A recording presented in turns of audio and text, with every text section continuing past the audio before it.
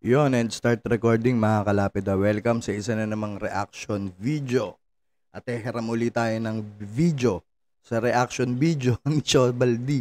So magre-react tayo sa reaction video, okay? So ngayon ganito mga kalapid. Meron daw 7 warships.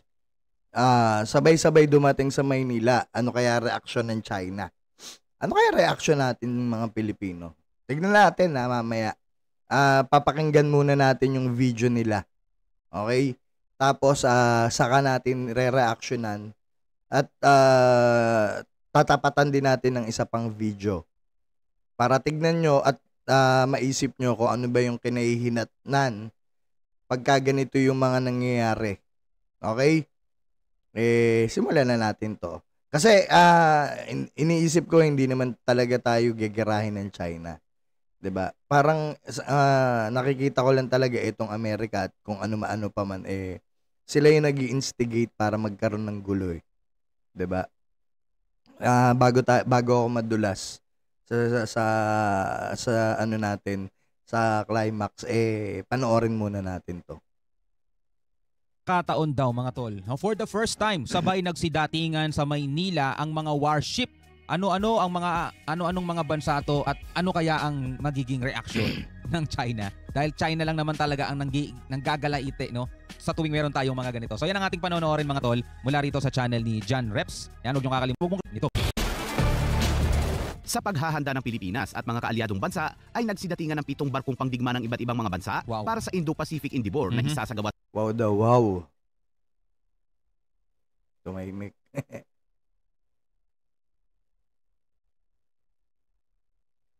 para sa Indo-Pacific Endeavor na isasagawa sa Pilipinas. Kaya sa video ito ay aalamin natin ang mga detalye at Ano kung daw yan? mga Ano daw yan? na isasagawa bansa ay nagsidatingan ng 7 barkong pangdigma ng iba't ibang mga bansa para sa Indo-Pacific Endeavor na isasagawa sa Pilipinas. Kaya sa video ito ay aalamin natin ang mga detalye at kung ano-anong mga barko nga ba ang mga ito. Japan, Amerika, Australia, kapatid, ng iba't ibang mga bansa. 7 barkong pandigma mga kapatid ng iba't ibang mga bansa. Yan, malamang ano yan? Japan, Amerika, Australia. Yan yung mga bansang yon napupunta rito sa Pilipinas. Kasi yun lang naman yung mga napapanood natin itong mga nakaraan, di ba? Tignan natin kung Australia, totoo. Japan, saka Amerika. Malamang yan yun. 2 barkong pangdigma ng mga Hapon ang dumating sa Maynila para sa maritime exercises ng Japan. mga tropang Hapon, Pilipino, Amerikano at Australiano upang Okay, balik. sa maritime exercises ng mga tropang Hapon, Pilipino, Amerikano at Australiano. Okay, so Japan, Pilipino, Amerika at saka Australia. Ito yung mga ito yung mga 7 barko na warships. 7 barko na warship. 7 warship na sabay-sabay dumating sa Maynila. Pasensyahan niyo na po, wala pa akong tulog kaya stress. Stress is life. Upang ipakita ang puwersa ng mga kaalyadong bansa ng Japan laban sa mga hamon sa rehiyon ng Indo-Pacific. Ang mga barkong ito ng Japan ay ang GS Izumo DDH-183 at GS Samidari DD-106 na nasa Kala mo naintindihan natin kung ano yung barko na yun. Manila Harbor ngayon upang makibahagi sa Indo-Pacific Endeavor 2023. Basta may marinig lang talaga tayo, wow na no? Wow. May makita lang tayong kakaiba, wow. Izumo ng Japan ay isang light aircraft carrier at multi-purpose operation destroyer, ang nangungunang barko ng Japan sa klase ng Izumo. Ito ay mayroong Ito issue ulit tayo, hindi tao. So, ang pupukulin natin dito, yung issue nung pagpunta dito ng 7 warships, okay? at processing system. Mayroon din itong anti-torpedo at floating acoustic Torpedo, jammer may kung saan torpedo nililin yan. dito ang mga torpedo na mula sa kalaban. Sa armaments naman ay mayroon itong 2 phalanx at 2 mayroon din Alam nyo dati wala naman akong pakialam sa mga to eh. Hindi naman tayo nanonood ng mga tungkol dito eh, di ba? Sa West Philippine Sea, sa mga barko natin, sa kung ano mang meron tayo mga tol, di ba? Wala naman tayong dating pakialam diyan eh. Nagkaroon lang tayo ng interest nung nakikita natin yung mga tensyon na nangyayari dito mga tol. Medyo gusto nating alamin kung ano yung mga meron tayo, kung kaya na ba nating tapatan. No, so tuwing nakakita ako ng mga ganitong barko ng ibang mga bansa, no? Alam mo yun, nandito yung pakiramdam na naiinggit ka bilang Pilipino. Kasi yung Pilipinas walang ganito eh. O, Di ba? pag-inggit, pikit daw sabi. Itong mga meron tayong mga barkong pandigma, meron tayong mga barko, pero wala tayong mga carrier, di ba? Yung mga malalaki, yung mga katulad ng mga ganitong advance, no? Wala tayong mga submarine, di ba? So sobrang dami pa talaga ng mga bagay na wala tayo, no? Kaya nakakainggit silang tignan kasi meron sila nitong mga to na dapat meron din tayo, lalong-lalo na ang bansa natin, mga kapatid, ay So, doon pa lang sa sinasabi mo, hindi talaga tayo handa para sa digmaan, para sa China.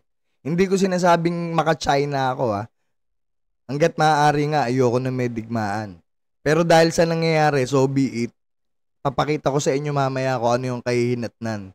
Tapos kayo magdesisyon kung gusto nyo magdigma at manghamon ng manghamon sa China. Ha? Palibutan ng katubigan. Dapat tayo talaga yung merong ganyan, di ba? Yan, katulad nitong Japan, napapalibutan din sila ng dagat. Marami naman tayong si Reyna.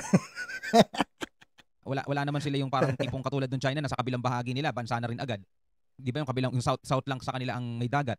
Sa atin talagang napapalibutan tayo ng katubigan Kalat-kalat na pulo pa tayo Dapat talaga tayo yung maraming ganyan pero wala di ba? Kaya nakakainggit din no.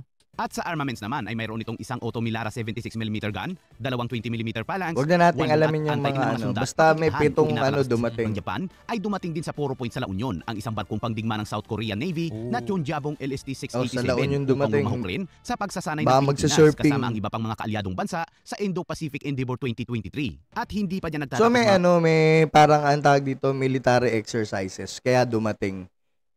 Military exercises, hindi para ipagtanggol tayo, tandaan nyo kabayan dahil mayroon pang dalawang dumating na mga barkong pangdigma ng Amerika. Ito ang USS Mobile LCS-26 na isang Independence class na littoral combat ship at USS America na isang aircraft carrier at dala nito ang mga modernong eroplanong pangdigma na F-35 fighter jets. Grabe. Sa isang pahayag, magsasama ang mga barkong ito sa West Philippine Sea, kabilang ang BRP Davao del Sur ng Pilipinas, GS Izumo at GS Samidari ng Japan, USS America at USS Mobile ng Estados Unidos, at ANZAC at HMES Canberra ng Australia. Kita mo yung tsura ng barko ng Amerika. Ang ganda talagang futuristic ang datingan Ang gaganda Tapos yung mga eroplano nila. Meron na rin tayong ganong eroplano, alam ko helicopter pala. Meron na tayong ganong helicopter yung manipis lang, yung payat lang. Ang ganda Hindi naman nabanggit kung kasama dito ang South Korea. Anong dahilan? Bakit? At sa mga solid viewers naman natin na laging nakasubaybay sa mga bagong upload natin, ay shout out po kila. Alright, yan. Alright, kaalyado, napakarami kasi kahit pa itong gawin, di ba? Kaibigan. May kita talaga na 5884 yan. Shout out first naman natin na laging nakasubaybay sa mga bagong upload natin, ay shout out po kila. Alright, mga kapatid. So walang dinahilan kung bakit pumunta dito yung 7. Hindi naman para ipagtanggol tayo kung hindi dahil sa joint military exercises, di ba? Yun yung dahilan kung bakit pumunta dito. Ngayon, tignan natin kung ano yung reaction ni Shobaldi sa reaction video ni John Reps. Shout out muna kala para malinaw tayo, nakasubscribe po ako diyan kay Shobaldi. Ayan. I-like na rin po natin. Ayan. So, issue lang naman po to, hindi tao. Kerya Mahinay 5884 yan. Alright mga kapatid yan, anong masasabi ninyo dito sa video na napanood natin Makikita talaga natin na napakarami na nating kaalyado, napakarami na talaga nating kasama, kakampi, kaibigang mga bansa, mga tol. Na siguro kaya rin nila ginagawa to kasi kahit papaano nadadamay din sila doon sa ginagawa ng malaking bansang to, ng isang malaking bansa na puro pananakop ang gustong gawin, 'di ba? Hindi pa nakontento doon sa 9 dash line nila, nagdagdag pa, ginawa pang 10 dash line. Well, dati daw kasi 11 dash line 'yon, naging 9 dash line na lang. So ngayon binalik pa ulit nila 10 dash line. So anong masasabi ninyo mga tol? Sa tingin ba ninyo ay kailangan talagang humabol na ng humabol ng Pilipinas o relax lang tayo? Ano sa tingin ninyo? Comment kayo sa baba. Maraming salamat sa inyong panonood. Ayun. So, yun yung kokomenta natin. Ano daw masasabi natin, 'di ba? So, para sa akin, ang masasabi ko, relax lang tayo, 'di ba? Diplomasya is diplomasya. Kung yan military exercises, wala namang problema. Pero pagdating sa kung tutulungan ba tayo ng China, yung 4 na bansa na yan, ano bang bansa yan? Anong 4 na bansa yung dumating na yan na wala pa? Huy.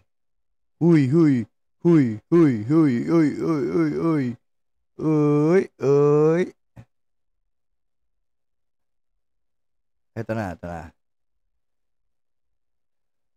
Amerikano at Australiano. 3 lang pala, 3. Mali.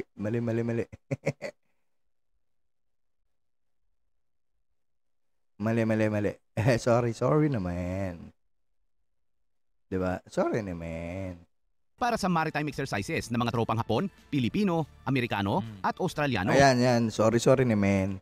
So ngayon ito yung 3 bansa na makiki-joint exercise natin. Japan, US, tsaka Australia. Tandaan nyo ito na yung natin, ito na yung climax natin. Natutuwa sila pag may mga ganyang exercises na mangyayari. Nabubuisit ang China, lalo na pipis, 'di ba? Sa tingin mo lalo ba magkakaroon ng tensyon? Magkakaroon ng tensyon. Pero sila masaya sila. Ito, sa mga reaction video nila, masaya sila sa ganyan.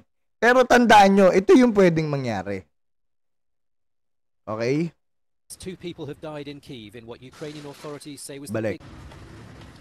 At least 2 people have died in Kyiv in what Ukrainian authorities say was the biggest Russian air attack on the Ukrainian capital. Russian attack in the Ukraine, ano? Balik natin. Died in Kyiv in what Ukrainian At least 2 people have died in Kyiv in what Ukrainian authorities say was the biggest Russian air attack on the Ukrainian capital since the spring. Russian air attack sa Ukraine, 'di ba?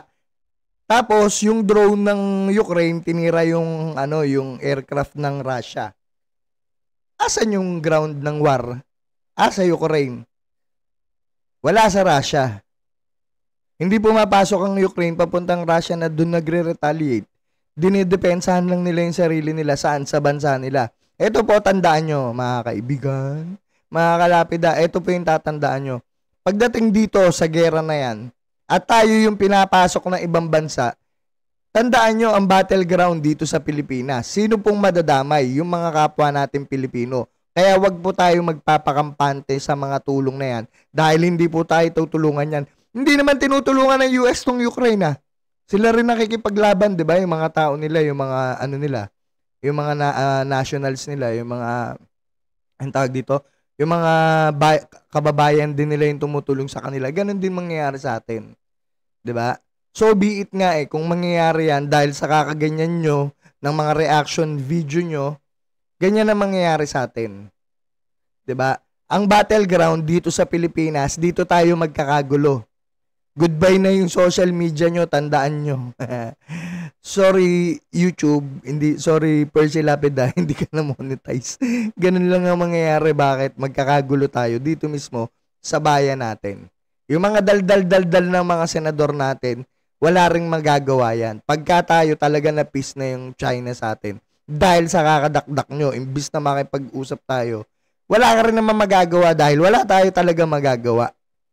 Dahil yung mga powerful na country na yan, lahat naman yung mga tumutulong na yan, mga mananakop din. Tandaan nyo yun. Ganun lang po kasimple yun. 'Di ba? Mga mananakop din po yan. So ngayon, bahala na kayo, mag-comment kayo dito kung may mali ba ako sa sinabi ko o tama ba yung sinabi ko. Paki-like po to at paki-share para makita naman ng mga tao na once na nagkaroon talaga ng gera between China at saka sa Pilipinas, tawag dito, yari na. Battleground tayo. At saka may nakita pa ako isang video ni Xi Jinping. Okay?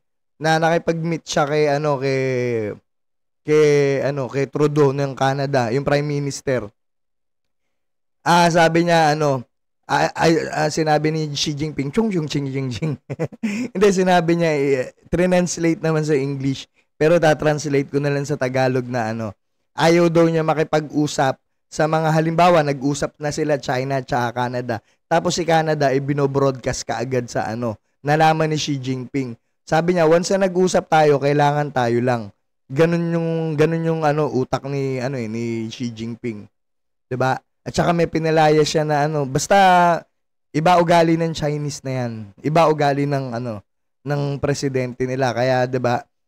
Sasakyan mo na lang Si Trudeau nga wala nagawa 'Di ba? Siya pa nagpukumbaba kay Xi Jinping kasi sinabi, kung gusto niyo magkaroon ng deal talaga tayo, aayusin natin uli yung mga kondisyones namin. Yun yung sinabi niya. So, ngayon mga kalapida, ano masasabi nyo dito sa reaction video na to? Comment down below, like, share, subscribe po kayo And stop recording mga kalapida.